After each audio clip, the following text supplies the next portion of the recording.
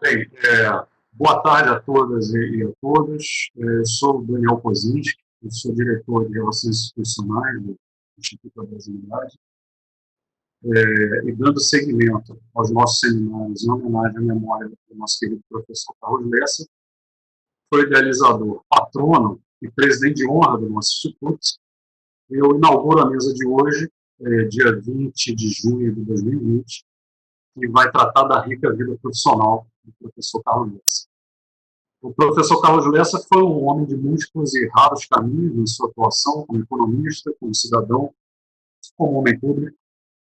Nasceu no Rio de Janeiro, em 1936, se formou economista pela então Universidade do Brasil, hoje Universidade Federal do Rio, em 1959. No ano seguinte, concluiu o mestrado em análise econômica pelo Conselho Nacional de Economia e, 16 anos mais tarde, tornou-se doutor em economia pela Unicamp. Como professor, ele atuou no Instituto Rio Branco, ajudando a formar os quadros do Itamaraty, da diplomacia brasileira. Na CEPAL, Comissão Econômica para a América Latina e Caribe, da ONU. Na Universidade do Chile, durante os seus anos de exílio. Na Unicamp, na Universidade Federal Fluminense e, claro, também na Universidade Federal do Rio de Janeiro, da qual ele se tornou reitor em 2002, numa rara eleição consagradora, recebendo ampla maioria dos votos dos seus colegas docentes, dos técnicos e dos alunos daquela instituição. Em 2003, no primeiro mandato do ex-presidente Lula, o professor Carlos Lessa tornou-se presidente do BNDES, o Banco Nacional de Desenvolvimento Econômico e Social, que é a mais importante instituição do tipo no Hemisfério Sul, sem dúvidas, uma das mais importantes do mundo inteiro. No comando da instituição, o professor Carlos Lessa procurou imprimir a sua atuação caráter marcadamente nacionalista e desenvolvimentista, privilegiando e desenvolvendo as forças produtivas nacionais e do trabalho nacional, e, portanto, agindo em completa consonância com os ideais que ensejaram a criação dessa instituição. Porém, no necessário confronto que ele empreendeu com a ala neoliberal, digamos assim, do governo, capitaneada pelo ministro da Fazenda, Antônio Palocci, e pelo presidente do Banco Central, Henrique Meirelles, o professor Carlos Lessa acabou afastado do cargo em 2004. Isso foi um fato demonstrativo. Os interesses que acabaram prevalecendo no governo e também os que seguiram. Os resultados hoje são de amplo conhecimento público. Mas, apesar desse revés, o professor Carlos Lessa jamais abriu mão das suas posições e também jamais se afastou dos seus ideais.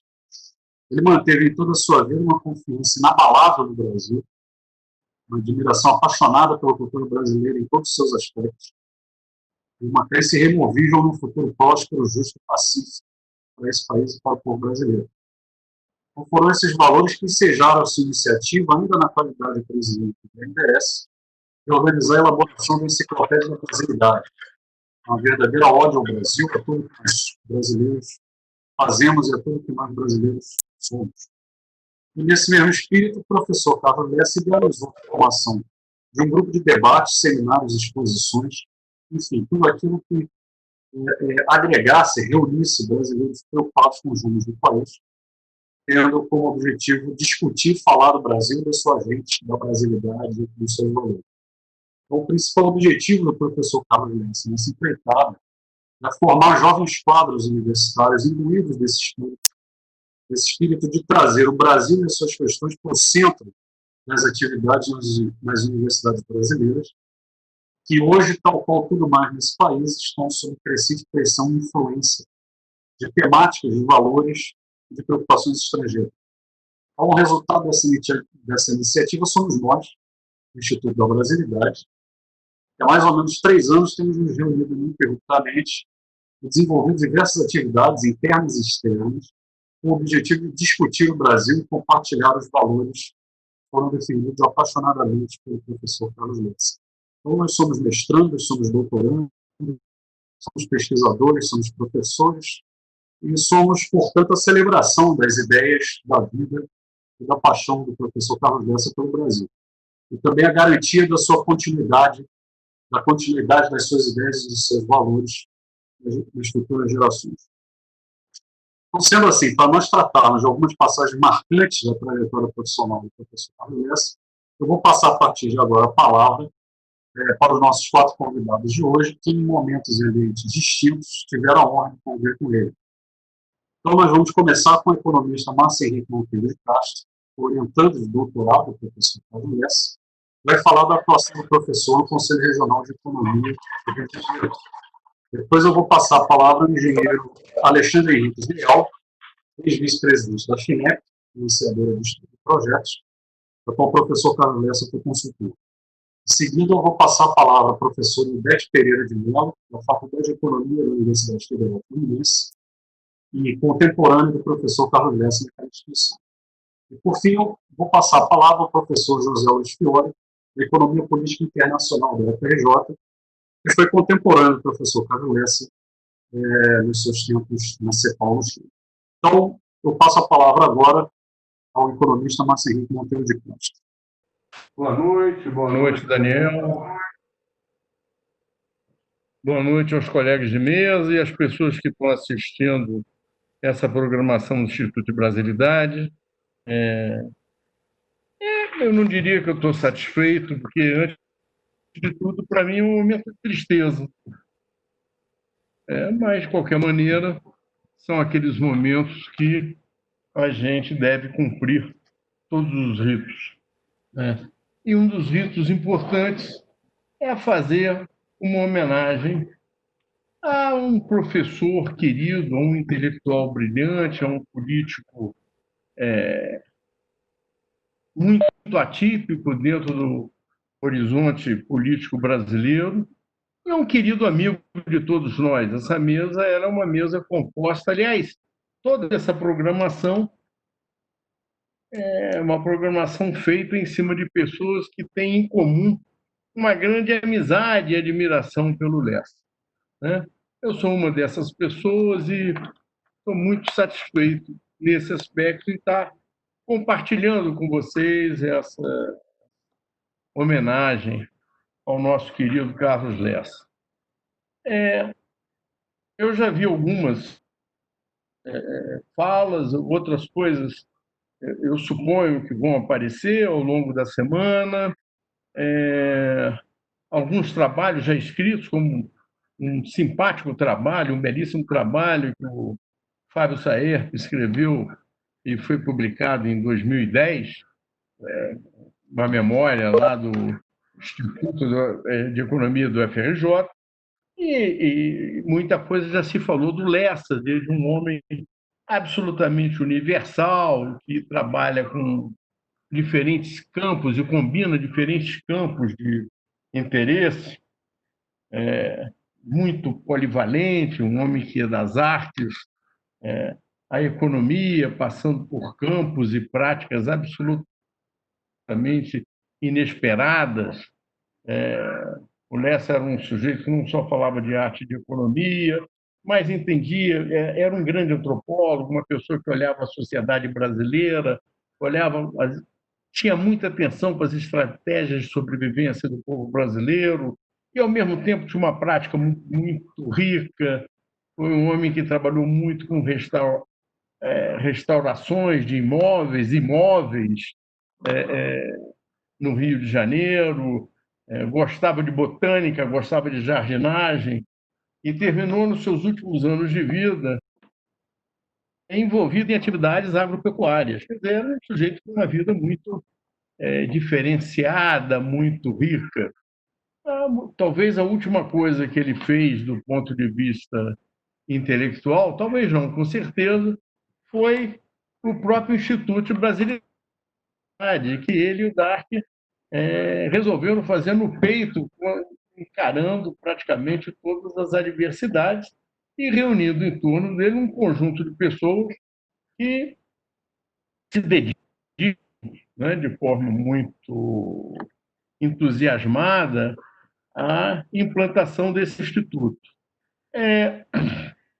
Mas eu pensei muito o que eu iria falar, porque eu não quero explorar nenhuma dessas linhas que serão e já estão sendo exploradas por várias pessoas que estão participando. Eu vou traçar 2 pontos para explorar. O primeiro é o Lessa militante, mas uma militância muito particular, que é a militância no movimento dos economistas. É evidente, todos nós sabemos, todos que, principalmente a minha geração, né, que conviveu com Lessa, que nós fomos alunos do Lessa já nos anos 70, início dos anos 80, todos sabemos que o Lessa foi um brilhantérrimo orador, aulas magníficas, palestras magníficas, conferências magníficas, um participante de mesas e debates muito interessante, com imensa elegância, com, com muito conteúdo. Assistir às conferências do Lessa, assistir às aulas, eram atividades absolutamente fantásticas. E ele era, sem nenhum demérito do que eu vou falar, ele era um showman. Não é? Ele era uma pessoa que atraía, enchia auditórios. Por isso mesmo, ele era um imenso agite-prop. Ele era um cara não só de agitação e propaganda, como ele atraía pessoas.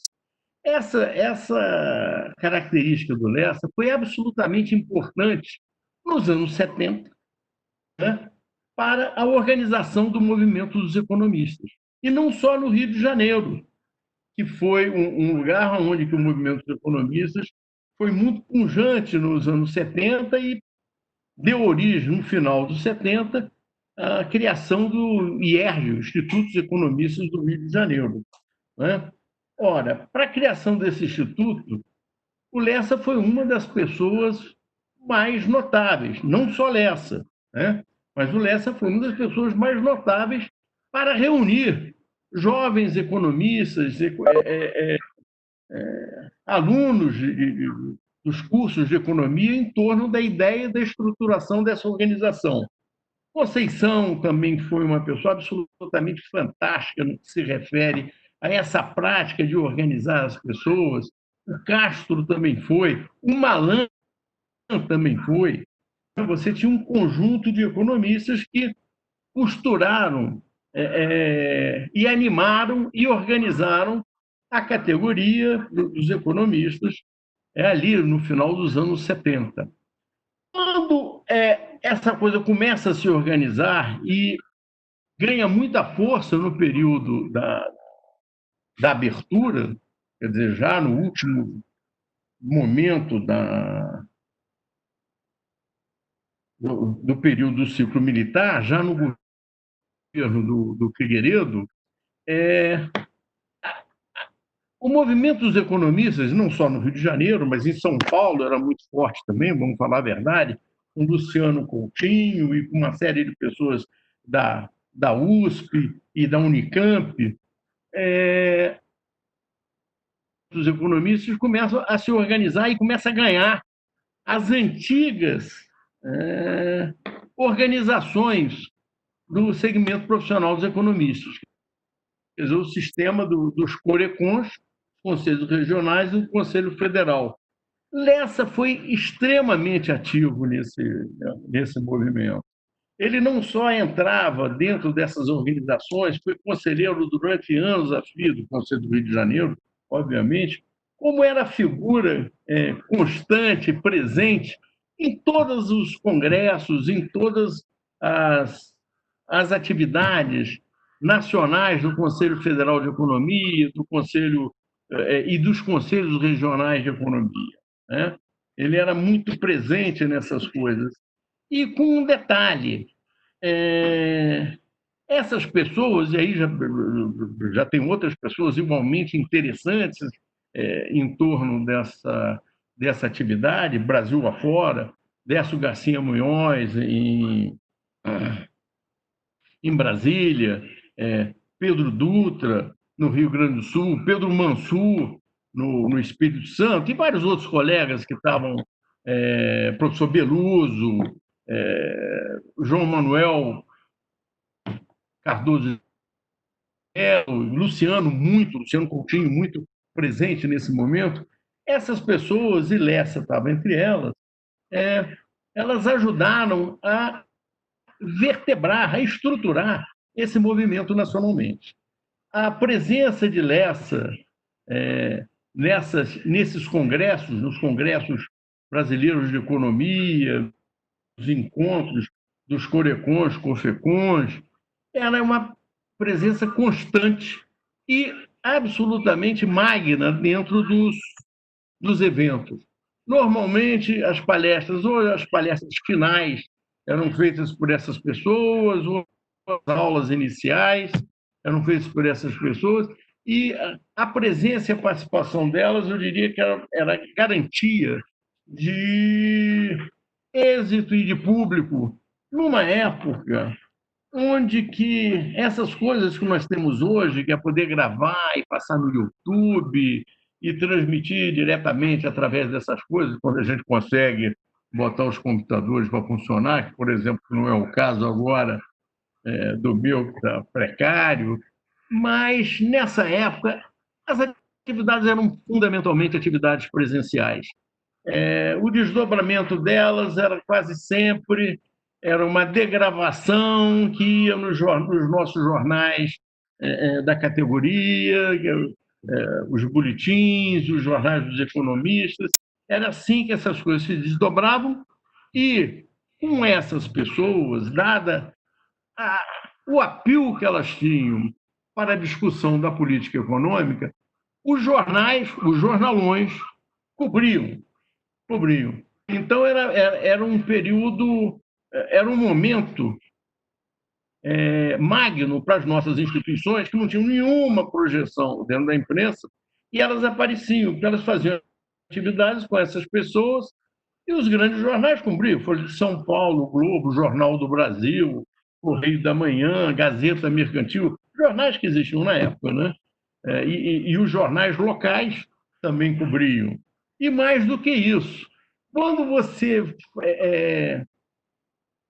deslocava essas atividades do Rio de São Paulo, do eixo Rio-São Paulo, Belo Horizonte, e deslocava para outras capitais, até mesmo, e aí era uma coisa que nunca ocorria aqui, até mesmo as televisões locais, as repetidoras locais, cobriam nos horários da sua respectiva atividade as atividades que as categorias faziam.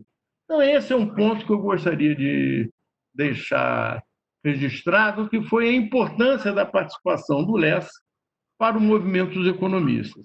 Uma outra questão que eu gostaria de falar, e concluo com essa outra questão, é uma coisa que já foi tocada por diversas pessoas, mas eu acho que vale a pena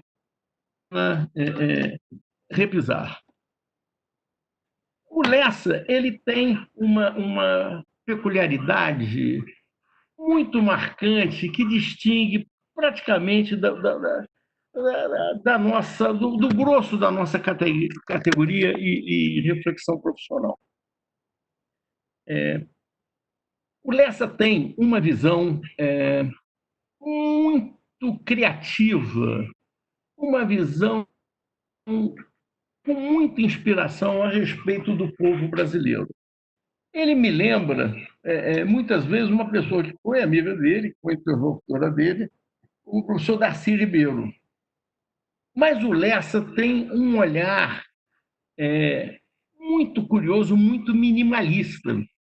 E ele, praticamente, nas suas observações, ele colecionou uma série de hábitos, uma série de manifestações que dão uma característica muito singular ao povo brasileiro. E ele, particularmente, acreditava muito nisso.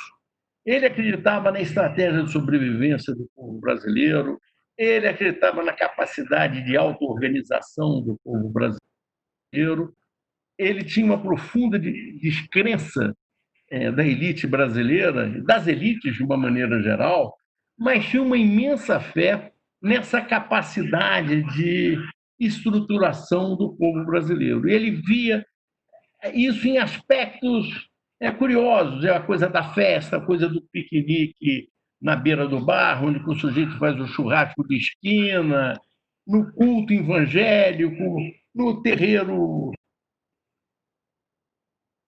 das religiões afro-brasileiras, em todas essas coisas, no samba, em todas essas coisas ele via com muita esperança e muita atenção essa capacidade de auto-organização. Essa coisa, por que eu estou levantando isso nesse momento? Porque nós estamos vivendo um momento trágico no que se refere do interdito às práticas e à sociabilidade, às práticas sociais e à sociabilidade do povo brasileiro. Eu penso com muita tristeza como o Lessa pensaria esse momento. E foi um momento que ele não conseguiu perceber em toda a grandeza. Lessa estava já muito debilitado desde o início, quer dizer, desde o final do ano passado. E no início do ano, quando ele estava na casa dele, ele já estava melhor. Várias vezes ele recebeu os amigos, os discípulos lá do Instituto de Brasilidade para conversar.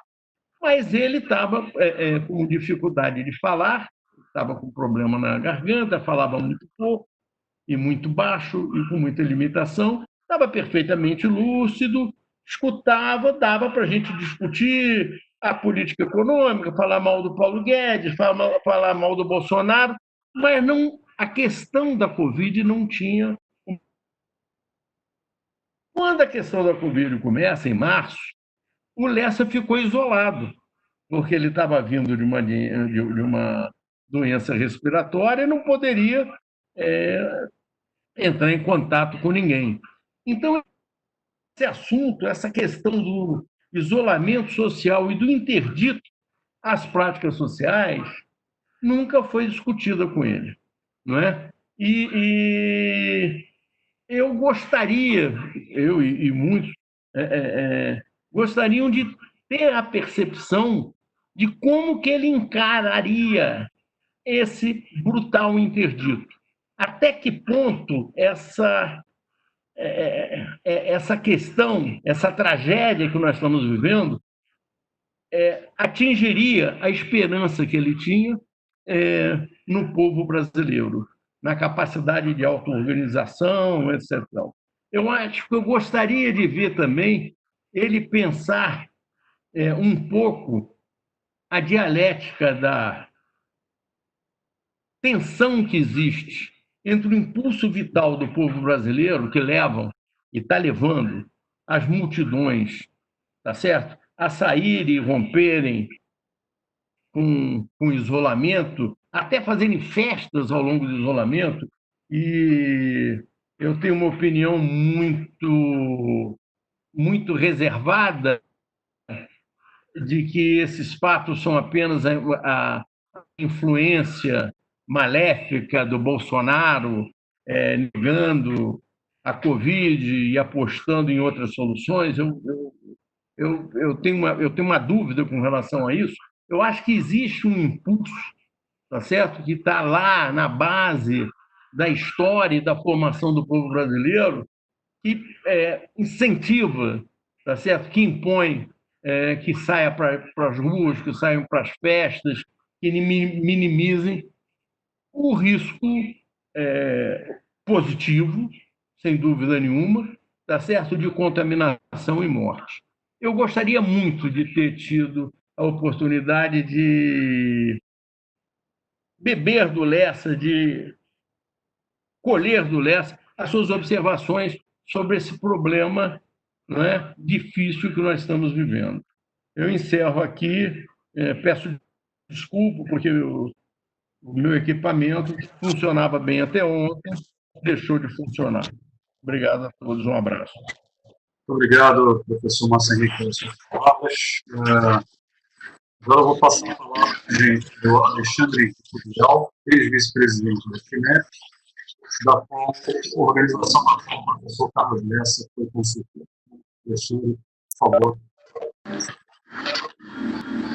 Primeiramente, eu queria cumprimentar os membros desse painel e fazer uma memória do período em que tive um contato com o Lessa, que é dos anos de 94 a 98, praticamente, sei lá, 5 anos, né?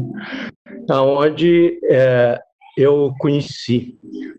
E eu estava na vice-presidência da FINEP, o presidente era o Zé Peluso Ferreira, que é um nome conhecido na área, enfim, da criação dos pós-graduados, COP, enfim, uma série de cursos, né, onde ele era o gestor do Fundo Nacional de Desenvolvimento Científico e Tecnológico, vindo do BNDE, onde ele foi o criador do Fundtec. Bem, falar do Peluso seria um programa intenso, mas na ocasião, o Pelúcio constituiu na FINEP o que ele chamava os assessores. Eram pessoas que tinham, enfim, uma participação na vida da empresa, mas eram consultores, né?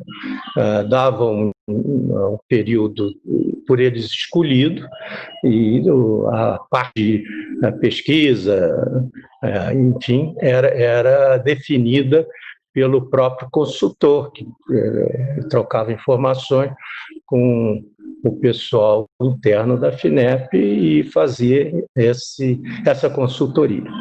A FINEP também tinha um programa, que era o programa de estudos e projetos. Daí o nome dela, Financiadora de Estudos e Projetos, onde financiava estudos de economia, engenharia, projetos detalhados, etc, etc. E um dia, né, chegou a FINEP e foi recepcionado por mim o presidente da CLAN. A CLAN era uma empresa de consultoria baiana, cujo presidente era nada mais nada menos que o Rômulo Almeida. E ele era acompanhado por uma pessoa que eu conhecia de nome, mas nunca tinha visto, que era o Carlos Lessa. Naturalmente, o Rômulo de Almeida era uma figura singularíssima na economia brasileira. Ele tinha sido chefe da assessoria econômica do presidente Getúlio Vargas no período democrático, desde 51 até o final do governo. Ele tinha em 54. É verdade que ele saiu em 53 para ser presidente do Banco do Nordeste. Essa assessoria era constituída de Jesus Soares Pereira, Inácio Rangel, Cleanto Paiva Leite, sobre a supervisão do Dr. Rômulo. Essa assessoria criou os projetos da Petrobras, Eletrobras, CNPq, CAPES e a Superintendência de Desenvolvimento da Amazônia. Não é pouca coisa, era a modernização do setor público brasileiro sobre a supervisão Rômulo Almeida. Na ocasião, o Carlos Lessa tinha menos de 40 anos, pelos 37. O doutor Rômulo tinha 60, e eu tinha um pouco menos, 34, 35. Naturalmente, foi um impacto, né? Você conhecer uma pessoa que já tinha toda uma tradição e que depois se tornaria o Carlos Lessa, não o jovem que eu estou relatando, mas aquele que o Márcio Henrique falou, que o Dark conheceu e tudo mais. Essa assessoria era constituída, eu vou chamar de 3 grupos. O grupo ancião, os mais antigos, era constituído do Américo Barbosa de Oliveira, que tinha sido presidente da USIBA, fazia parte do grupo do Celso Furtado e deixou de ser presidente inclusive com a Revolução, em 64. E ele foi para a FINEP, convidado, todos eles, era convidado pelo Pelúcio. E o Dark conhece bem, porque o Américo Barbosa de Oliveira foi quem nos levou algumas vezes à casa de Celso Furtado, em Copacabana. Isso, Celso Furtado faleceu em 2004. Então, essa história tem mais de 15 anos, certamente. Mas faz parte da história do conjunto, enfim, do grupo que se formou de uma maneira não estruturada, né, e que eu tenho o privilégio de fazer parte. O outro era o João Mesquita de Lara, que tinha sido diretor do BIT e tinha vindo para a FINEP. E esses dois constituíam, vamos dizer assim, o pessoal mais antigo. Tinha um pessoal intermediário que era constituído do Lessa, do Antônio de Barros Castro, da Maria da Conceição Tavares, do Simão Schwartz. O Lessa, primeiro, não sentiu a vontade em participar do grupo. E como ele já tinha me conhecido por parte do encontro com a clã, ele resolveu sondar, aprofundar, enfim, qual era o convite que o Pelúcio havia feito, e fomos almoçar na Colômbia, eu me lembro perfeitamente, porque a FINEP funcionava no Clube de Engenharia, na Rio Branco 124, no centro do Rio, e você atravessava a galeria da Associação Comercial, caía na Colômbia e ali conversando intensamente. E a ideia da conversa era os parâmetros do qual seria a consultoria do Lessa. Eu transmiti o que era o pensamento do Pelúcio. Pelúcio tinha sido do Departamento Econômico do BNDE, tinha estudado o Funtec, foi o gestor do Fundo Técnico Científico do Banco, que foi a primeira instituição de desenvolvimento no mundo, até um fundo de desenvolvimento, pesquisa e que fosse, era o Funtec, né? E aí eu disse a ele que o Pelúcio considerava que você reunindo pessoas capacitadas, inteligentes e tudo, elas descobririam o próprio caminho do que fazer, como fazer, e a duração, enfim, dessa atividade, consultoria, o que fosse. E cabia, portanto, ao convidado estabelecer os parâmetros. E o Lessa, então, fez a ver que ele estava, enfim, engajado num processo de tirar o doutorado em Campinas, coisa que ocorreu, se não me engano, em 76, e junto com a Conceição e com Antônio de Barros Castro. Antônio de Barros Castro e o Lessa tinham escrito um livro que enfim, um cult, né? Introdução à Economia, uma abordagem estruturalista, né? E que o Castro, que tinha sido colega dele no curso de Economia, escreveu e até hoje constitui uma referência no estruturalismo econômico brasileiro, no mínimo, né? A Conceição também estava nesse projeto engajado em obter o doutorado em Campinas, e eles, junto com o Castro também estava nesse projeto, e todos os três foram beneficiados, vou chamar assim, pela assessoria e consultoria na FINEP, que dava todo o suporte necessário para que eles pudessem realizar essa tarefa. Tarefa essa que era o projeto deles de consultoria, e eles tinham como responsabilidade fazer seminários, discutir as ideias internamente. Esse grupo de estudo, inicialmente, era supervisionado pelo Fábio Herb, já falecido, e que foi diretor do BNDE, era do BNDE, mas saiu para tirar um curso na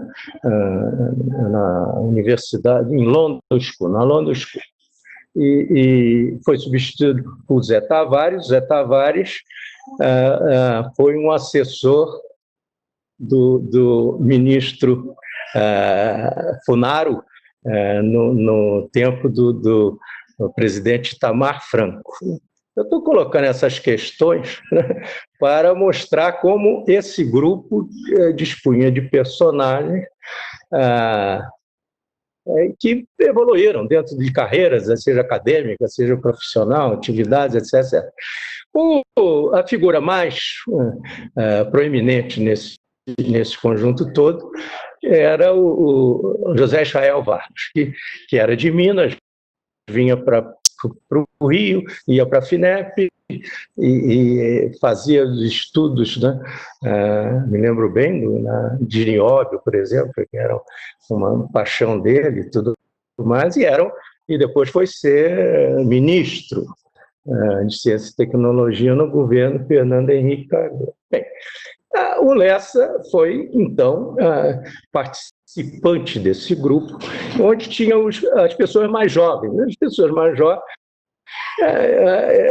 era um time que eu vou nomear e que todos ficariam surpresos de todos eles estarem juntos no mesmo momento. Era o Eduardo Augusto Guimarães, era o Sérgio Abranches, era o Ricardo Belchiovski, a Soninha Café, esse Lafort, o Luiz Otávio Peçanha, tinha o suíço, que era o Chorachevski, que foi até presidente do Banespa, junto, acho que o Eduardo Augusto também foi presidente do Banespa, né?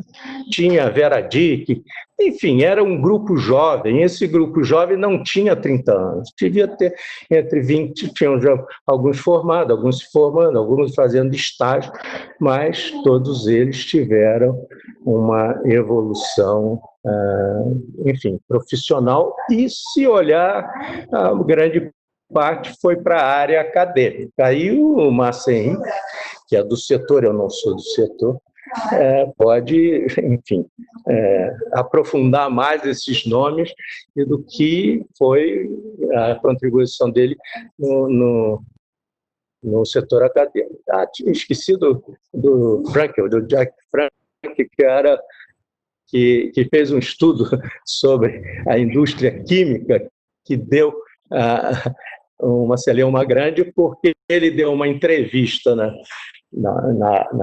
imprensa, e o Golbery, que era da Casa Civil do governo Geisel, que esse período era o governo Geisel, quis conhecer o projeto, enfim, e ele não tinha acabado, enfim, criou uma celeuma muito grande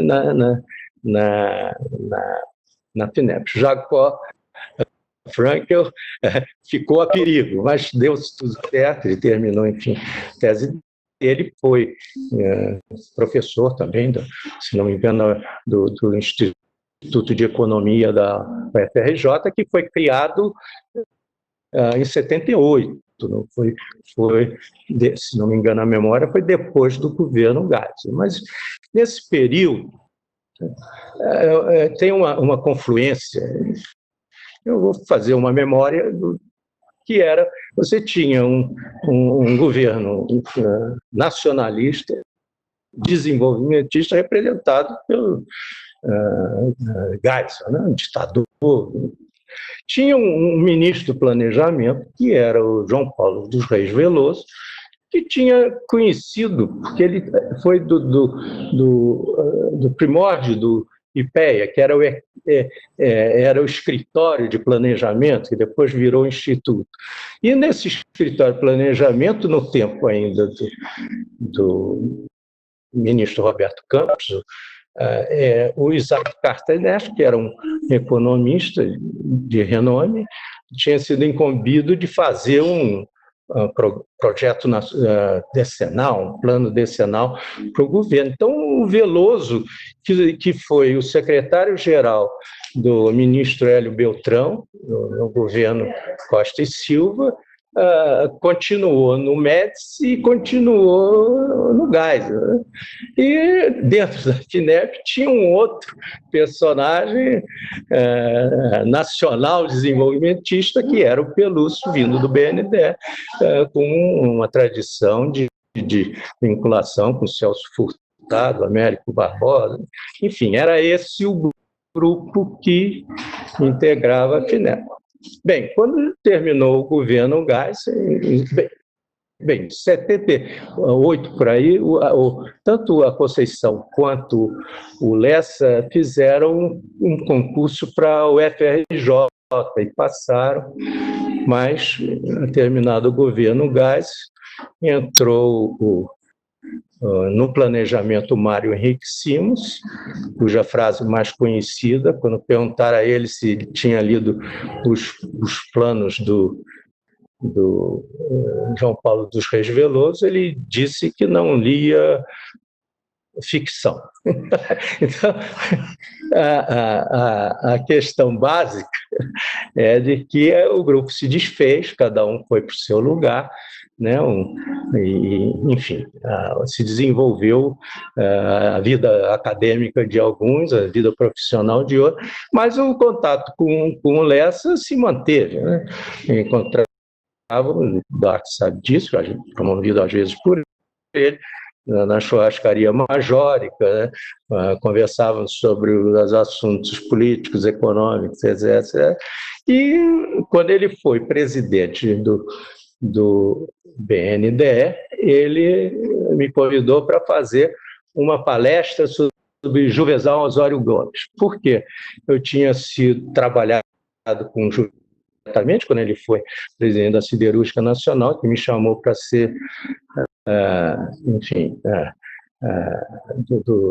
diretor financeiro da empresa CSN, e ficamos lá. Ele ficou 6 anos, eu fiquei 4, e foi uma riquíssima participação, conversa, a vida conjunta na empresa, fora da empresa. E o Juvenal era outro personagem, né, do BNDE, dá o nome hoje ao edifício do banco, e tinha sido diretor do Banco do Brasil no período do Janco. Ele começou e terminou o mandato, não foi penalizado, né? Ao contrário, por exemplo, Jesus Soares Pereira, que entrou na primeira lista dos 100 caçados. Atribui isso o fato dele ter participado do Conselho Nacional de Petróleo, ter criado, enfim, os projetos da Eletrobras, e tudo, enfim, tudo dentro do projeto nacionalista que todos eles acreditavam. Bem, a convivência com o Lessa foi se esgarçando na medida que ele também teve a questão física que prejudicou, e outros caminhos nossos foram se esgarçando a convivência, mas sempre com admiração, respeito, reconhecimento da capacidade que ele tem, e que todos têm assinalado com maior abrangência e profundidade do meu relato, que eu interrompo aqui, porque o jovem Lessa já não estava tão jovem assim, e acho que essa memória, ao menos para mim, para alguns desses que eu citei, eu acho que é relevante, mas foi um período muito curto da vida do Lessa, e que ele tinha menos de 40 anos e viveu mais 40. A homenagem que ele faz ao Rômulo de Almeida é que, quando ele foi presidente, deu ao centro de treinamento, auditório, que foi do BNDE, o nome de Rômulo Almeida. O Rômulo foi diretor do BNDE e faleceu diretor do BNDE em 88, que foi o governo Sarney. Então, esses nomes antigos, o maior deles falecido, para mim, estão sempre na memória, e acho que o pensamento brasileiro deve a eles muita coisa do que a gente tenta recuperar, onde o Instituto de Brasilidade pode ser um caminho. Olha, muito obrigado. Desculpe se eu me estendi um pouco, né, nessa memória do Lessa, mas para mim foi um privilégio de muita importância. Obrigado. Eu vou passar agora a palavra para a professora Ivete Pereira, da Faculdade de Economia da Universidade Federal Fluminense e contemporânea do professor Carlos Lessa. Professora, por favor. Boa noite a todos e todas. Eu agradeço o convite, né? foram muito poucas as mulheres que apareceram nessa lista, e eu me sinto honrada em representar as mulheres nessa conversa. A minha fala é um pouco, embora eu tenha convivido com Lessa ao longo de todos esses anos, o Lessa que eu vou falar é o Lessa professor, né? Porque eu sou ele foi meu orientador de tese de doutorado também, né? Mas esse é um aspecto na história. Para mim, a coisa mais importante a respeito do Lessa é que o Lessa é responsável pela modernização do curso de economia da Universidade Federal Fluminense. Então, é nesse sentido que eu queria resgatar o personagem Lessa, Carlos Lessa, e como ele viveu esse período, e ele foi importante em toda a discussão dos cursos de economia dos anos seguintes, das décadas seguintes, que só agora, com a vitória, com o que aconteceu com a economia, com a vitória do neoliberalismo de forma tão contundente, a gente tem os cursos de economia têm tido, nem tanto nos professores, mas nos alunos mudaram um pouco. Porque eu, ao contrário, eu continuo na escola como professora da Faculdade de Economia da Universidade Federal Fluminense. Eu estou lá desde outubro de 1972. Ao longo de todo esse tempo. Claro que eu sou uma mulher de 77 anos, já estou aposentada, mas eu continuo trabalhando. Lessa, para mim, eu o conheci, quer dizer, ele tinha entrado na faculdade, quer dizer, eu conversei muito com a Conceição, minha vizinha, a minha mestra, que assim como o Lessa foi meu mestre, a respeito, eles tiveram o Lessa e a Conceição, eles são, e o Castro menos, porque ela era até mais próxima dele, eles fizeram todo o percurso da formação econômica juntos. Conceição era uma mulher mais velha que ele, mas quando ela entra na faculdade de economia, na faculdade de ciências econômicas, na época se chamava dessa forma, o Lessa já estava lá. O Lessa entrou na turma, fez vestibular e entrou na turma de 56. E a Conceição fez vestibular, porque o diploma dela de matemática não foi reconhecido pelo MEC. Ela fez o vestibular e ela entrou na turma de 57. Então, a Conceição foi caloura do Lessa. E toda a formação dele e do Castro é uma formação conjunta, porque eles estudaram na faculdade, o Lessa saiu primeiro, mas eles fizeram a CEPAL juntos. E, em seguida, o Lessa vai, no final da década de 60, o Lessa vai para a UF. A Conceição, como já tinha contrato, porque Conceição era assistente do professor Bulhões, na faculdade, como ela era matemática, na faculdade de economia, a Conceição fica. Ela diz, não, eu fiquei porque eu tinha que fazer um baluarte aqui, e o Lessa vai para o outro lado, vai para Niterói. O Lessa, então, chega em Niterói em 67, pelo menos na memória de um dos seus alunos que viveu esse período, o professor e o pesquisador Cláudio Considra, que ainda tem muita gente dessa época, Denizar, o Lenildo Cavalcante, o Lenildo também, eles foram, José Paraíba, que também era Alberto Paraíba, que era da FINEP, essa turma ainda está viva, quer dizer, que nós podemos conversar.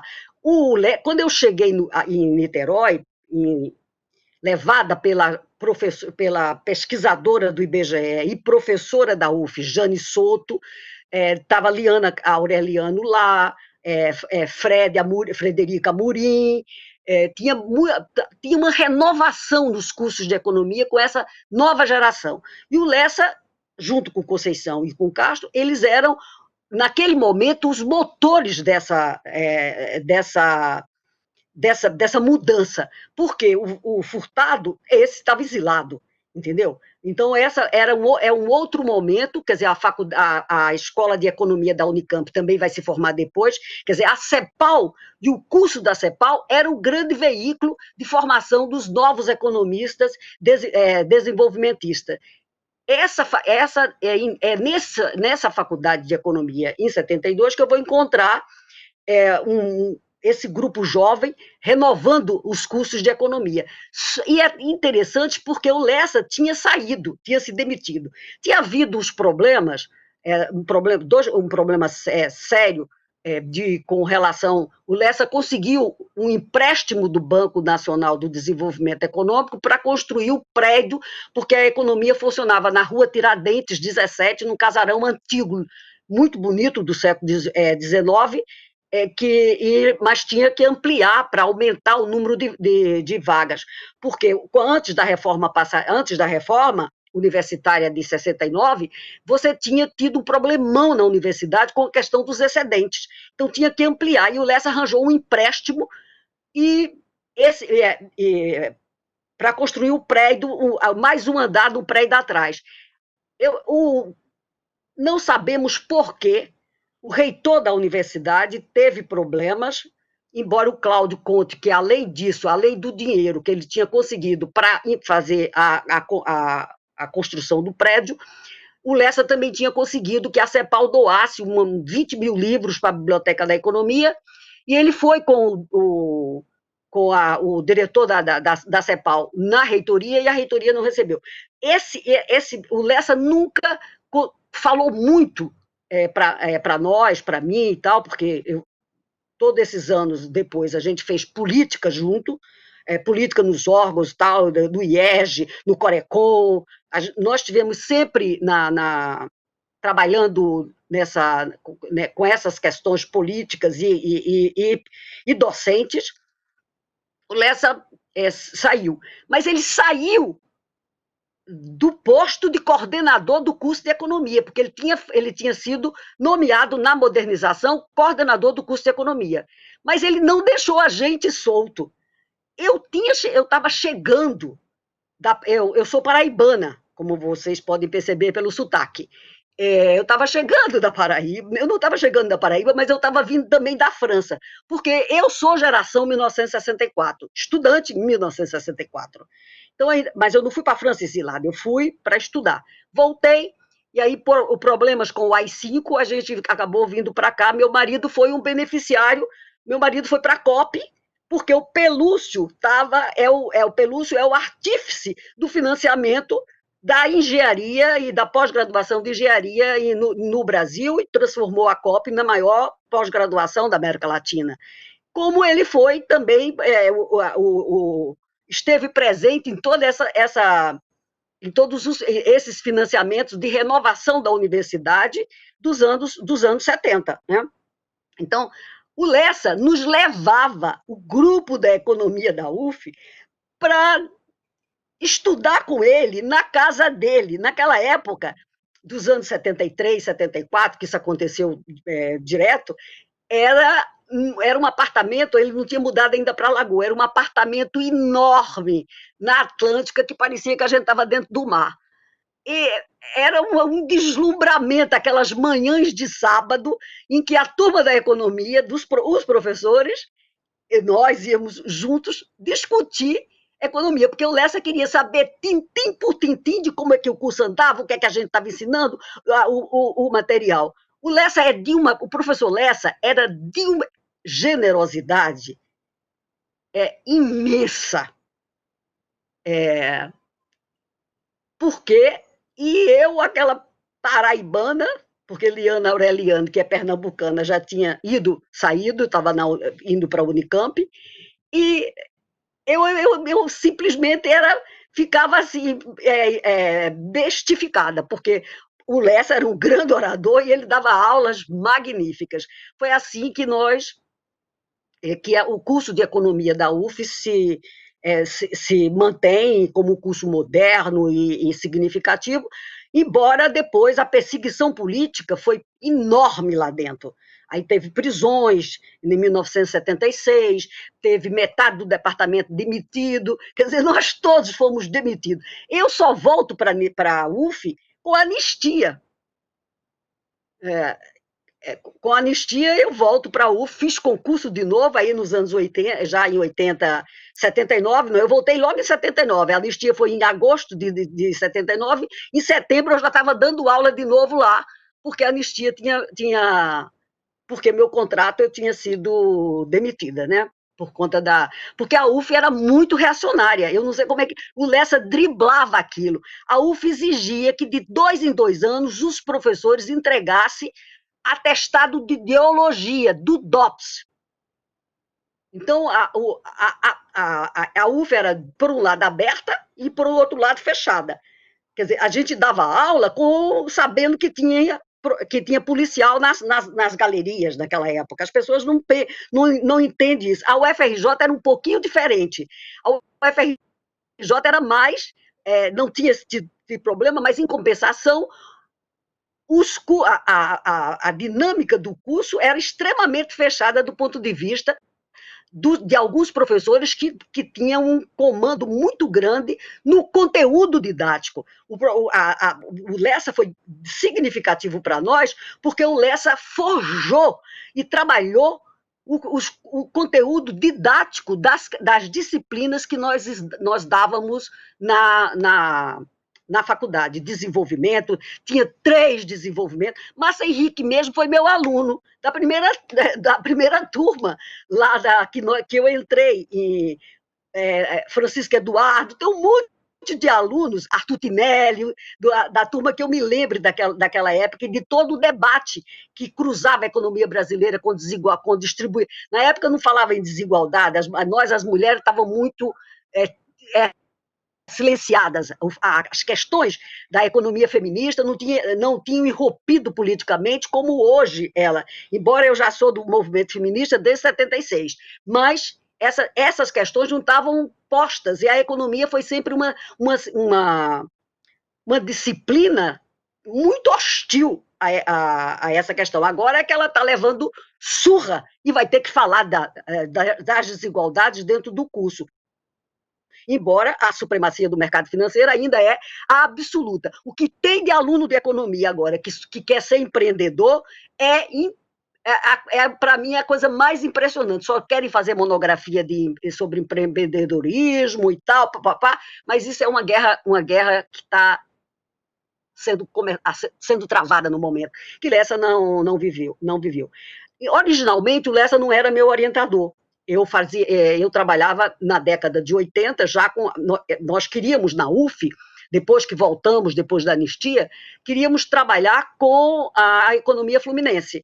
Aqui já, olhando o Rio de Janeiro, não só a cidade, porque o Lessa era olhava muito a cidade do Rio de Janeiro, o Rio de Janeiro, a capital da colônia, e a capital do Império, e a capital da República. Nós queríamos criar, e o Rio de Janeiro sempre achou que é a capital do Brasil. Então, essa ideia, nós lá na UF, disse, não, a gente vai criar ampliar e vamos tentar criar um centro de estudos sobre a economia do Estado, o Rio de Janeiro e o Estado. É tanto que eu fiz uma tese de doutorado sobre a economia cafeeira fluminense, porque a economia cafeeira fluminense não é a economia cafeeira paulista, porque São Paulo é posterior. O Rio é quem, ao longo de 1820 até 1892, quando o Rio perde a primazia da produção de café para São Paulo e para Minas Gerais, o epicentro da economia cafeeira foi aqui. Agora, como o petróleo, até pouco tempo, agora eu não sei o que vai acontecer com o petróleo, as duas possibilidades dos sonhos fluminense. Teve o café e tinha o petróleo. Eu estou falando do pré-sal, né? Do outro, tá falando da bacia de Campos e depois do pré-sal.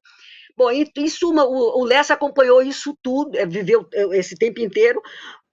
Nós participamos intensamente da criação do IERJ, com o IERJ, da campanha do Lessa para deputado federal em 82.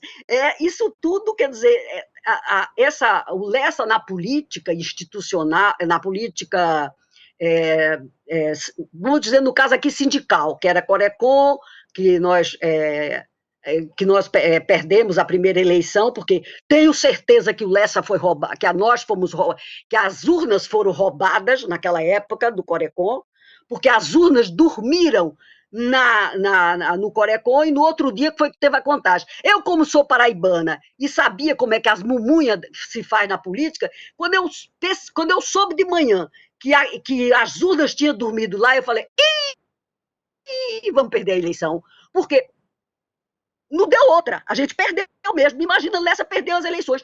Tinha fila ali do sindicato, que é ali na Rio Branco, dobrando a ouvidor de gente para votar no Lessa. Como a gente podia ter perdido aquelas eleições? Nunca. Aí eu falei, olha, a próxima contagem de votos a gente vai contar no dia de noite, ou então vamos dormir dentro do Corecon, dentro do Corecon, para não ter mexida nos votos, né? Bom, isso é um lado que as pessoas não conhecem daquele Lessa, o Lessa sindicalista, o Lessa professor, que nós trabalhamos com ele em todos esses momentos. Quando a Bárbara Levi morreu, porque eu ia fazer uma tese sobre bancos, os bancos fluminenses da época do Império e da República até 1920, a Bárbara morreu, e o Lessa, com a sua generosidade, porque eu acho que essa era a grande característica do Lessa, de ser uma pessoa extremamente generosa, e um erudito, que conversava de tudo, ele me acolheu finalizando a tese, e eu fiz uma tese sobre economia cafeeira, que ele vai trabalhar, mas bem depois, vai escrever o Rio da Brasilidade, mas mais de 10 anos depois, porque eu defendi no início dos anos 90. Então, o meu testemunho é um testemunho de que ainda hoje, a presença do Lessa ainda é uma presença marcante para nós da Universidade Federal Fluminense. Nós queremos marcar o seu empenho naqueles anos de modernizar, de generosidade, de estudar conosco, de nos formar, porque a pós-graduação havia uma pós-graduação na Fundação Getúlio Vargas, mas não era, mas era uma coisa que já estava ficando fechada, porque era o Mário Henrique Simos que estava na frente da sua gestão. Mas a gente tinha uma aliança, e o livro de Castro e Lessa, que vai substituir o Samuelson, eu estudei no Samuelson, mas o Castro e Lessa vai substituir, e tem mais de 40 edições do livro de Castro e Lessa, como vocês sabem, quer dizer. Esse livro ele foi construído no curso da CEPAL. Conceição disse, o Lessa queria que nós três fizéssemos o livro. Eu não quis fazer o livro para o curso. Eu preferi ficar na pesquisa, quando ela faz o trabalho sobre o que vai ser o primeiro livro dela, o auge e declínio do processo de substituição de importação.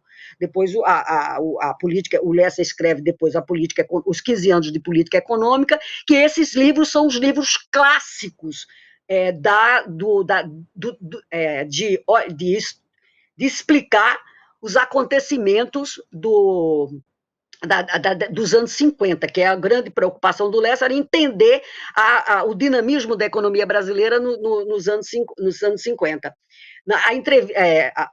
Depois nós trabalhamos, já agora nos anos 2000, a Glória Maria Moraes, a Glória redigiu a segunda parte do projeto, sobre a história do BNDES. A gente tem o BNDES, uma história do BNDES de 1952 até a gestão, a última, a gestão do Lessa, porque nós não, como a gente já estava na gestão, foi redigido, foi escrito no final da na primeira década do século XXI. Eu, como trabalho com história econômica, eu prefiro não escrever sobre o presente, porque o presente é muito difícil. Aí a gente, como já estava no Luciano Coutinho e tal, disse, não, vamos ficar no Lessa para encerrar esse ciclo sobre o desenvolvimento e o papel do banco no desenvolvimento.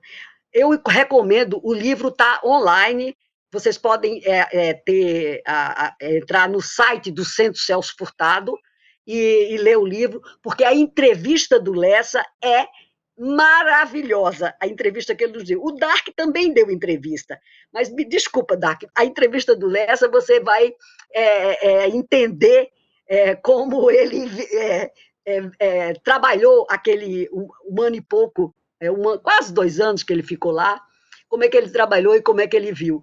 Ele contar o caso de como ele valorizou as ações da Vale é interessantíssimo.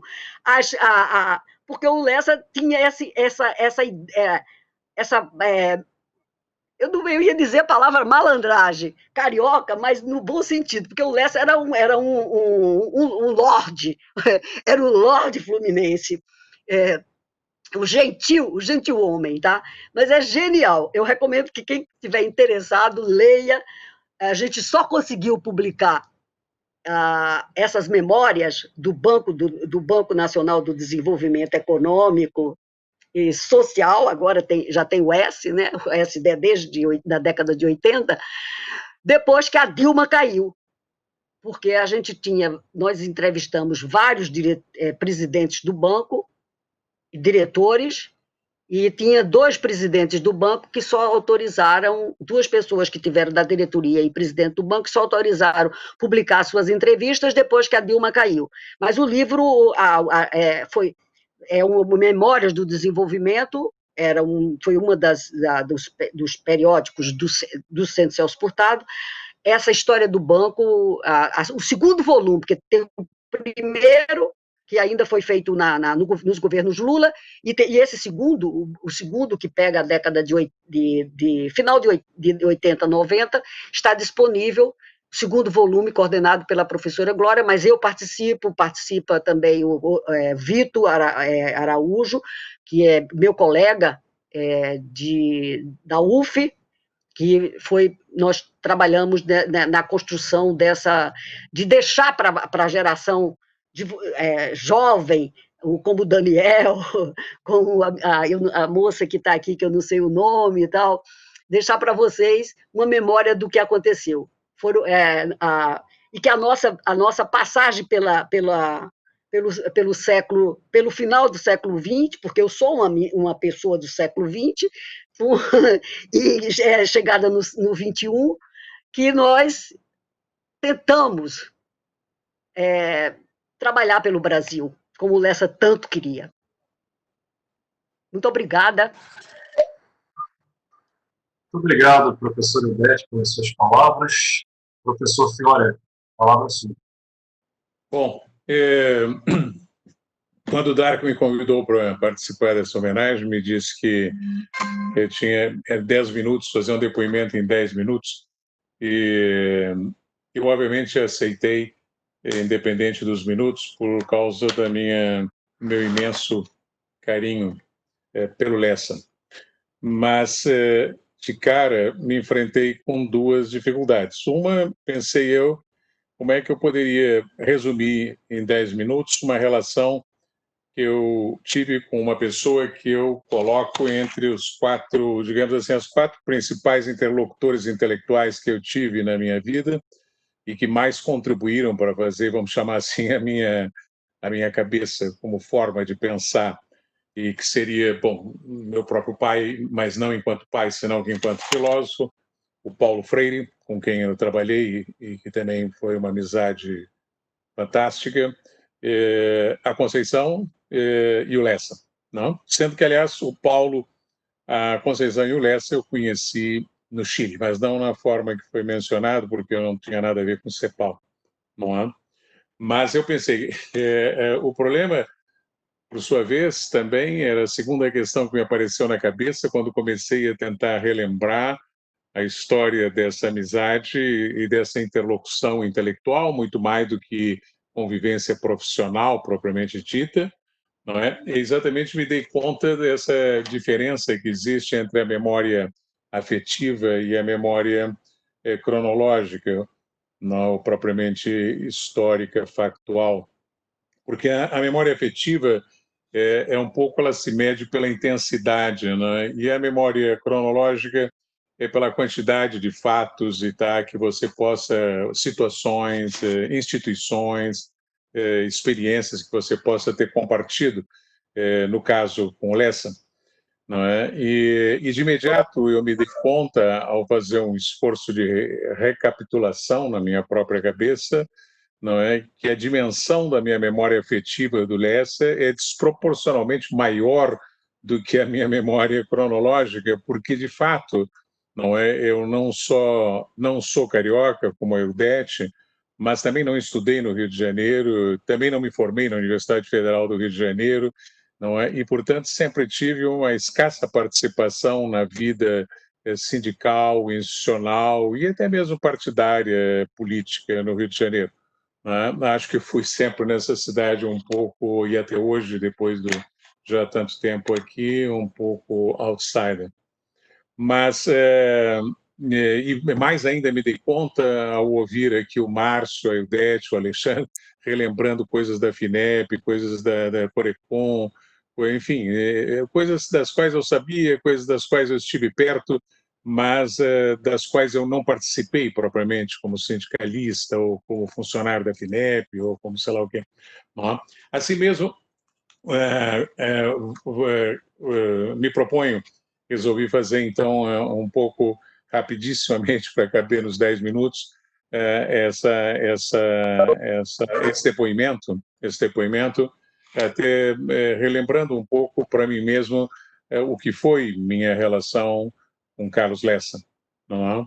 Na verdade, eu conheci, e depois eu vou fazer rápido uma espécie de uma rapidíssima cronologia da nossa relação, e depois algumas coisas que eu reputo que são as que mais me ficaram para sempre na cabeça desse cara que foi um grande mestre, um grande amigo. Não? Eu conheci o Lessa, na verdade, em 1966, no Chile.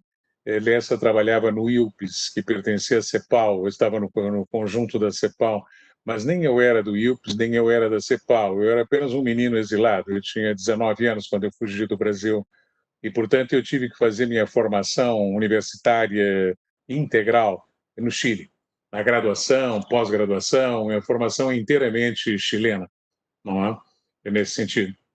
E na primeira hora da chegada aí, eu conheci o Lessa, não é? E é interessante que foi muito pouco, é como se fossem pequenos encontros decisivos, porque eu fui conversar com o Lessa porque me sugeriram o Lessa e eu o procurei na CEPAL para perguntar qual era o melhor curso de economia que havia no Chile. E ele me indicou da Universidade de Concepción, que era verdade, mas ficava longe de Santiago. E, nesse sentido, por caminhos transversos, o Lessa, naquela hora, já mal e mal conheci quem era, não é? Influenciou minha decisão de não ir para a economia de Concepción e ficar em Santiago, simplesmente porque, para mim, era intolerável a ideia de que uma cidade de província fosse lá a qualidade que fosse da universidade. E daí acabei estudando sociologia e só fiz depois o mestrado de economia na Escola Latina. Não? Aí é onde conheci Lessa. E Lessa, pouco tempo depois, em 68, se não me falha a lembrança, ele voltou para o Brasil. É exatamente o ano em que desembarca em Santiago a Conceição, e é quando começa a minha longa amizade com essa outra membra desse triunvirato, que já foi várias vezes mencionado aqui, Castro Lessa Conceição, ou Conceição Castro Lessa, ou Conceição Lessa Castro, enfim, sei lá a ordem que se queira conjugar os três amigos economistas. Depois eu reencontrei por um caminho torto o Lessa em 1974, 75, quando fui obrigado a fugir uma vez mais, dessa vez do Chile, onde eu já estava instalado e onde, em princípio, pensava viver a minha vida. E voltei, então, obrigadamente. E confesso, com toda sinceridade, sem nenhum prazer, naquele momento, ao Brasil. E vim para o Rio de Janeiro. E aí, por um caminho que não vem ao caso, acabei no Instituto de Medicina Social, onde, de novo cruzei com Lessa. Mas é sempre uma coisa, assim, na transversal, porque Lessa era amigo da Nina Pereira Nunes, que foi uma das criadoras do Instituto de Medicina Social, e ajudou a Nina a conceber o Instituto. E eu não tinha nada a ver com medicina, nem muito menos, tinha horror disso, mas era o trabalho que tinha em perspectiva, e aceitei o convite da Nina para ajudar a criar a pós-graduação do Instituto de Medicina Social. Então, sem que eu soubesse, só depois vinha a saber, de fato, Lessa e eu acabamos compartilhando o trabalho de construção, junto com os médicos, evidentemente, blá, blá, blá, de concepção desse Instituto de Medicina Social, que depois se transformou num centro de referência nacional na área de saúde pública, né? Enfim, sei lá. É gozado que 2 décadas depois, praticamente, em 1993, tem a impressão, quando eu estava voltando de um rápido período no BID em Washington, Lessa e eu demos um curso juntos chamava-se, lembro, O Enigma Brasileiro, que segue por ser decifrado, não se consegue, né? Mas eu acho que era 93, e demos esse curso juntos, aonde? No Instituto de Medicina Social. Também porque, sei lá, as coisas da vida não tem nenhuma continuidade, não tem sequência, veio daqui, passou na universidade, foi no sindicato, não. Entendeu? Aconteceu isso aí. Agora, quando foi que, de fato, tivemos uma relação, uma interlocução intelectual, foi na primeira metade da década de 80, 1980, Lessa me convidou para trabalhar numa pesquisa sobre o segundo Vargas, e essa pesquisa se desenvolveria no Instituto de Economia Industrial, que foi exatamente criado. Agora, Alexandre falou aí, tem a impressão que é 78, 79, não é? Juntando o pessoal da COP, o Pelúcio teve um papel decisivo, depois o Pelúcio foi para lá, o Isaac também foi para lá, e ali se juntou Conceição, blá, blá, blá, essa turma toda se juntou ali nesse instituto. E eu fui para aí em 1980, aí entre 80 e 85. Não é? Esse é o ponto na questão cronológica que para mim é importante, não é? É que nessa pesquisa, ou a propósito do segundo Vargas, imagina, o segundo Vargas foram 4 anos, não é? 3, não é? E nossa pesquisa durou 3 anos, entende? E nesses 3 anos, realmente, eu acho que foi o período que o Lessa já estava morando na Casa da Lagoa, nós nos encontrávamos e discutíamos e conversávamos praticamente todo santo dia, não é? Sobre política econômica, sobre teoria, papapá, papapá. Aí eu aprendi tudo o que eu sei até hoje, ou que me permite, não sei, nem quero saber de política econômica, mas me permite ler política econômica, eu aprendi aí com Lessa. Não era o objetivo, a gente não estava pesquisando política econômica. A do Vargas, sim, do segundo Vargas. Mas aí foi, digamos, o grande período da interlocução que eu tive com Lessa e de onde aprendi muitíssimo, não é? Eu acho que quase todas as coisas que tenho na cabeça do Lessa vêm desse período de 5 anos. É gozado, porque também com Paulo Freire foi uma amizade que teve 3 anos que trabalhamos juntos, não é? E o resto da vida a gente se contava, se cruzava na Europa, São Paulo, sei lá onde, não é? Mas o que ficou foi daqueles 3 anos. E eu diria que o que ficou na minha cabeça, não é, como aprendizado, foi da interlocução com o Lessa nesse período de 5 anos. Nesse período, eu fiz minha tese de doutorado, que defendi em 1985, mais à frente é de titular em 1989. Nas duas, o Lessa teve um papel muito importante, como intelectual, como mestre, não é? E como membro, finalmente, das duas bancas. Não é? Eu diria aqui, é uma homenagem que faço, de fato, agradecida ao Lessa, que foi nesse período que Lessa teve um papel fundamental, não é, em me fazer escrever. Uma coisa que o Paulo tinha tentado e não conseguiu, porque eu era inteiramente ágrafo, não conseguia escrever. E Lessa, quando começamos a trabalhar junto, em 80, 88, ele me disse, você vai escrever, não é? Entende? E ele lutou e lutou e lutou para conseguir escrever. Às vezes, hoje, quando algum aluno me diz assim, professor, o senhor escreve pelos cotovelos, sai pelas orelhas, pois é, eu não escrevia nada, absolutamente nada, até os 40 anos de idade. Depois comecei a escrever, mais tarde até. Mas, enfim, a tese foi em 85, a tese de doutorado, é a primeira coisa. Não? Depois, 89, a tese de titular e tal. Bom, a partir em 86, talvez, e é uma data importante, Lessa vai para a diretoria social do BNDES, né? E me convidou para que eu fosse com ele. E aí foi um momento decisivo, de novo, é gozado, a inversa, quer dizer, o Lessa foi importante por eu não fazer o que ele me pediu. Né? Em Santiago foi pela faculdade que ele sugeriu, eu não fiz. E no BNDES foi por não aceitar agradecidamente, delicadamente, o convite que ele me fez, por ter optado, naquele momento, em 86, em ficar na academia e ser inteiramente intelectual. Ponto. Não é? Não ir para a burocracia de Estado, não ir para o BNDES, não ir para enfim.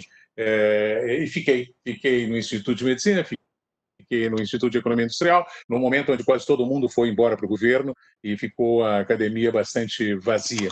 Não é? Depois, a partir daí, e isso é que é o interessante, não é? É que Lessa, nós, nos anos 90, estivemos juntos na trincheira no combate ao neoliberalismo do Collor e do Fernando Henrique Cardoso, não é?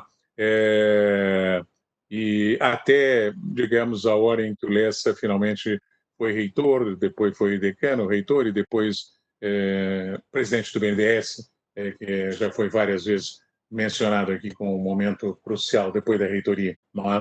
Mas nesse período, e isso com toda sinceridade, nesse período a nossa convivência intelectual foi diminuindo, não é? Por causa do espaço em que o Lessa estava e eu num outro espaço, e também porque o Lessa ficou e cada vez mais apaixonado pelo seu estudo da brasileiridade, e eu fui numa direção que talvez fosse mais coerente com o fato de que eu muito cedo na vida saí do Brasil e desconectei e fui para a coisa internacional, não é?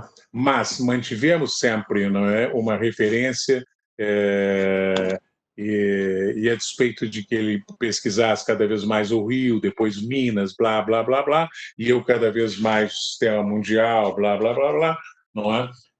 Ficou para mim sempre essa lição que, no fundo, essencialmente se deu em 3 ou 4 anos de convivência intensíssima, pessoal, intelectual e tá, na primeira metade dos anos 80. Aí eu aprendi e me fiquei contente de perceber e coincido com o que quase todos nós, amigos dele, pensamos. Não é? E que seriam as coisas que eu destacaria, que me ficaram na minha alma, na minha memória afetiva e na própria estrutura da minha cabeça e da minha forma de pensar.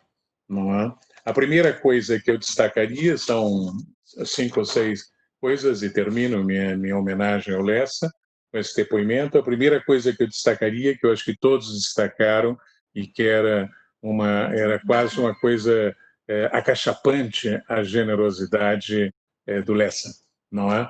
Eu diria que uma dupla generosidade, a generosidade intelectual e a generosidade pessoal. Poucas vezes vi um homem tão disposto a sempre atender, sempre solucionar o problema dos outros. E no campo acadêmico, então, para que falar? A quantidade de pessoas que conheço que ele ajudou a fazer a tese, não é o caso da Hildete, nem muito menos, mas pessoas que pouco menos ele segurava a mão para fazer a tese. No meu caso, ele me obrigou a escrever, não era a tese, mas enfim, tem que escrever, você tem que escrever, não é? E ele assumia isso como uma tarefa que nascia rigorosamente da sua generosidade, não é? como pessoa e como inteligência, né? A segunda característica do Lessa que me fica e me vem à mente nesse momento em que ele nos deixou, é certo, era a curiosidade infinita e quase universal da cabeça do Lessa, né? Eu diria que o Lessa tinha uma curiosidade compulsiva, né? E eu entendo, porque eu tenho a mesma, talvez eu tenha aprendido com ele, não é? Há uma curiosidade que não termina nunca. Lessa não terminava nunca. Por isso também ele mudava de campo. Em qualquer campo ele entrava e ele queria saber, e depois de um tempo ele já sabia, não é? E se informava, e estudava e tal. A terceira questão, o terceiro traço na figura do Lessa, que se destaca para mim, não é? Já agora olhando para o passado, não é? Era a forma dele pensar que nunca, no meu ponto de vista, submetia nem se submeteu a nenhum tipo de esquema, paradigma, escola ou intelectual ou líder que fosse para ele definitivo, claro, né? Era quase impossível dizer que o Lessa fosse keynesiano ou fosse, quem sabe, mais schumpeteriano, não é? Ou que ele fosse Darcy Riberiano, ou que ele fosse, sei lá, marxista, ou fosse, não é? Não tinha. Eu acho que exatamente a própria força, o impulso da curiosidade do Lessa nunca permitiu que o Lessa se sentisse membro de um grupo, de uma escola, não é? A qual você possa remeter, tá certo? O Lessa é isso, o Lessa era aquilo. Você pode dizer o Lessa era nacionalista, o Lessa era desenvolvimentista, blá, blá, blá, mas isso aí são designações muito amplas, muito amplas. E o Lessa, afinal de contas, de origem, era economista, não é? Apesar de que ele fosse o primeiro a me ensinar que a economia, a ciência econômica, era extraordinariamente limitada, não é? E limitante. A quarta questão, que obviamente todos falaram, era a paixão que o Lessa tinha por ensinar, não é? Não era propriamente a ideia, até eu acho que ele gostava da ideia de que ele era professor, mas era mais, como se o Lessa tivesse uma paixão, um prazer, não é, em conseguir transmitir um conhecimento para quem quer que fosse, para quem quer que fosse. Muitos de nós, e me incluo entre eles, ríamos do Lessa na campanha dele de 1982 para deputado, tá certo? Onde ele, nas ruas, nos bares, na Lapa, tentava e explicava, né? Eu subi com ele o Morro do Vidigal, né? E sentei com ele num bar lá do Vidigal, e ele explicando para os líderes do Vidigal alguns princípios básicos da questão da teoria monetária. Era absolutamente fascinante. Não saber se ele conseguiu transmitir ou não transmitir, sei lá, eu acho que sim. Não é? Era o prazer que ele tinha de conseguir dizer para o outro, não é? Numa linguagem que não fazia concessões, não é? À vulgaridade, tá certo? Nenhuma, tá certo? E ele conseguia dizer uma coisa que, convenhamos, é bastante complexa, a questão monetária, a teoria monetária, não é? É óbvio que em seguida eu sublinharia o que todos falaram, não é? Mas para mim foi muito importante a paixão do Lessa pelo Brasil, não é? E pelas suas raízes dele pessoais e do Brasil português, não é? Para mim foi muito importante encontrar um cara assim ao voltar ao Brasil, porque eu de fato me senti, talvez ainda me sinta hoje, um desenraizado do Brasil. Fui muito cedo expulso e tive que fugir do país, não é? E isso acho que foi uma coisa que deixou uma marca definitiva, no sentido de que não não, falta uma colagem que o Lessa ajudou a refazer. Não completamente, talvez, mas muito, não é? Pela paixão que ele tinha pelo Brasil. O Lessa não era propriamente um nacionalista no sentido, um sentido clássico, não é? Conceitual, rigoroso. Ele era um apaixonado pelas raízes dessa terra, não é? E passava isso para gente. Passava isso para gente. por último, ou penúltimo, eu diria que sempre me chamou a atenção e sempre admirei no Carlos Lessa a sua mais absoluta e permanente elegância, não é? No pensar, no falar, na sua forma de se postar, não é? Como professor, como presidente do BNDES, como candidato a deputado federal em 82, distribuindo santinhos no botequim, onde fosse, foi um homem elegante, altivo, não é? E isso era uma marca do Lessa indiscutível, do meu ponto de vista, não é? Porque se somava isso que alguém que mencionou, acho que o Márcio, não é? O bom gosto estético do Lessa, que não é necessariamente comum no mundo intelectual, não é? E a sua convivência admirável, é muito interessante, isso ele tinha igualzinho com o Paulo Freire, uma convivência sem nenhuma culpa, com o prazer da boa comida e da boa bebida. Paulo era igual, não é? Eram dois homens que não tinham o sentimento do pecado, nem o medo da gordura ou da doença, e desfrutavam esse prazer com muita elegância e passavam o seu prazer para os outros. Era muito agradável comer e beber com o Lessa, coisa que fiz pelas próprias circunstâncias inúmeras vezes na sua casa da Lagoa, junto com a Marta, a Teresa, às vezes o Pedro e o Rodrigo. Né? Enfim, se fosse necessário fazer um resumo, eu diria que o Lessa, do meu ponto de vista, foi um aristocrata do espírito, não é? Com uma alma profundamente popular e brasileira, e com uma paixão imensa, fabiana, pela justiça, pela igualdade e pela soberania desse país. Não é? Para mim, ele foi um mestre, foi um amigo inesquecível, e foi uma grande honra poder participar dessa homenagem e aproveitar para estender um abraço solidário, carinhoso e muito triste a Marta, Teresa, Pedro e Rodrigo. E aos netos, que eu não acompanhei, mas já devem ser grandes. Obrigado. Um abraço para todos vocês. Obrigado, professor Fiore, pelas suas palavras. Agora, para fechar, de fato, o seminário, eu passo a palavra ao professor da Costa, que é o presidente do Instituto. Garte, com você.